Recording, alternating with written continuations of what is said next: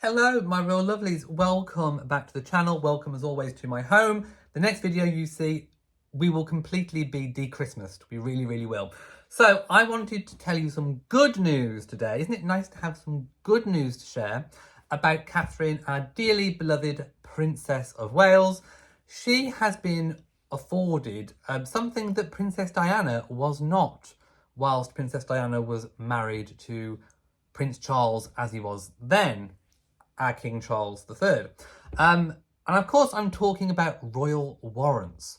So royal warrants, I'm going to kind of mix in a little bit of history with this video, but it really is significant that Catherine has been given this status of being able to issue her own personal royal warrants, which is something that even Queen Camilla, as Duchess of Cornwall, did not get. Neither did Princess Diana. So this is a significant mark from King Charles. King Charles's court is definitely changing a few things. There has been little tweaks here and there. We've even seen it with the way that royal ladies wear tiaras. Traditionally, with Queen Elizabeth II, tiaras and jewels were given out on long-term loan. And what we're seeing now is we think the jewels are going back to the custodianship of Queen Camilla, and they're being let out to lots of different royals. For example, we saw Sophie, the Duchess of Edinburgh, in the lotus flower tiara, which Catherine has previously worn. So we're seeing subtle changes, and I think Catherine will not be the first Princess of Wales ever to have been able to issue royal warrants, but we've not had one for a very long time. So this is significant. It does show her position within the royal family as a senior royal is increasing year on year. Also, I think it's a recognition from the king of solidarity with Catherine. They've both gone through a cancer journey last year. They're still ongoing and undergoing treatment. So, I think this is a mark of favour from the king. So let's just go into it. A royal warrant is an appointment, a mark of recognition to individuals or companies who have supplied goods or services to the British royal family for at least 5 years and have demonstrated exceptional quality and service. These warrants symbolise prestige, trust, and a long-standing tradition of excellence. I will give a little bit of an overview in a moment. I've got lots of points written down that I can refer to. So I will say, obviously, the late Queen Elizabeth held lots of royal appointments, and they kind of go when she passed away. So the fact that, it's taken a while for the King and Prince William, the Prince of Wales, to issue their own. And I think that is going to come very soon. So Catherine, we're expecting, will probably release some appointments probably part way through the year. I don't think they're going to come immediately, but just this announcement that she's going to be able to is significant enough. So the origins of royal warrants actually begin in medieval times during the 12th century. The concept of endorsements can be traced back to the reign of Henry II, so that's 1154 until 1189. Monarchs required suppliers to meet the demands of the royal household, and these trusted suppliers were given official recognition. Early warrants were less formal and often recorded in royal accounts. Now again, King Charles has made a few changes. He wants the royal warrant holders to have sustainable qualities, sustainable credentials, if you like. So with a nod to the environment. So anyone that doesn't meet his criteria there's sling your hook. During the Tudor period, royal appointments became more structured. So Henry VIII, 1509 to 1543, granted a warrant to a clothier. A clothier. I think I need myself a royal clothier, showing formal recognition of suppliers.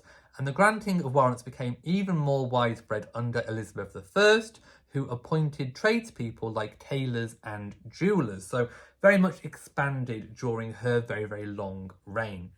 So in the modern 17th century, the Stuart era, Charles II expanded the practice as trade and commerce flourished, warrants became coveted marks of prestige for tradespeople. So tradespeople really wanted that royal seal of approval. It was kind of like the very, very early example of being a modern social media influencer. Look at it in that way. If you had the royal, if your business or trade or service had the royal warrant, then you were trusted, you were endorsed by the sovereign.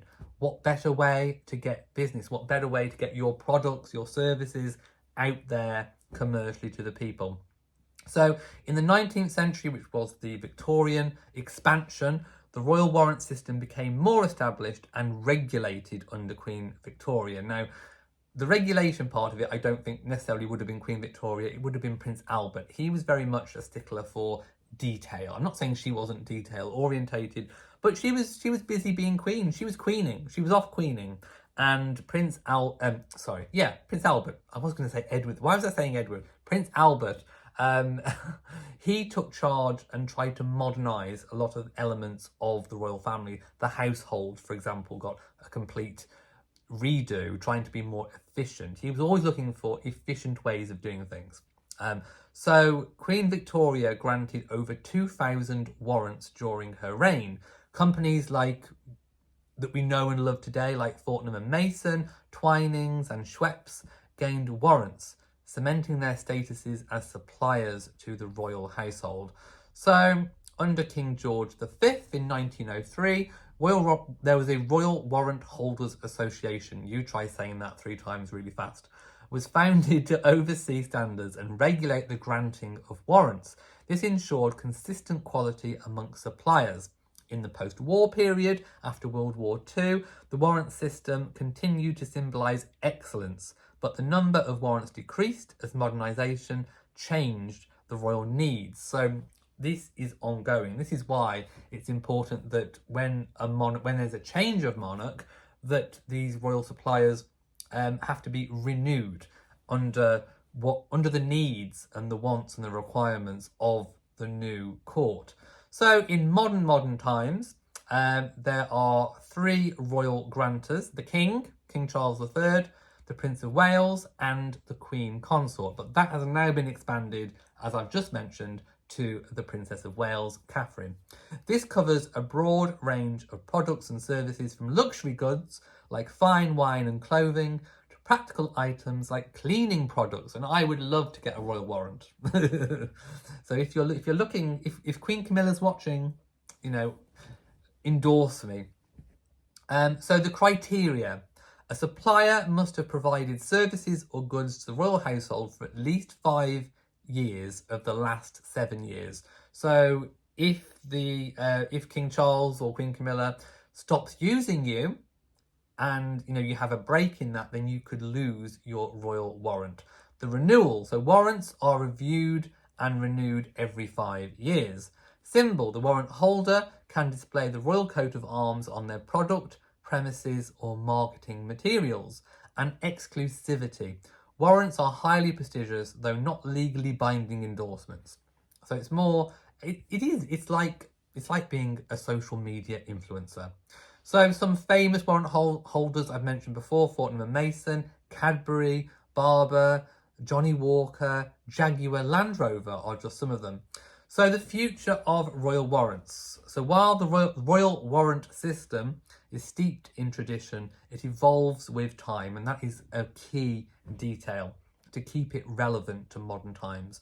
Recent changes, like a focus on sustainability and ethical sourcing, reflect modern royal values. The system continues to celebrate quality, tradition, and the enduring relationship between the monarchy and trusted suppliers. And also, now I think between King Charles III and Catherine, the Princess of Wales.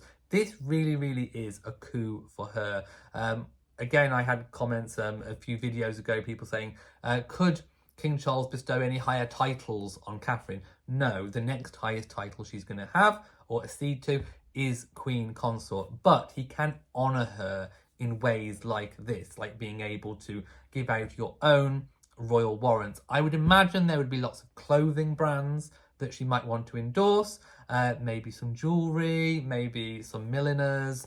There could be lots of different things. So I am looking forward in the future to finding out who she is going to endorse. Thank you for watching this royal video. If you've enjoyed it, please give it a big old thumbs up. Don't forget to share on social media, and of course do hit that bell so that you know whenever I upload a new video. So until next time, mwah, to you all my lovies, and goodbye.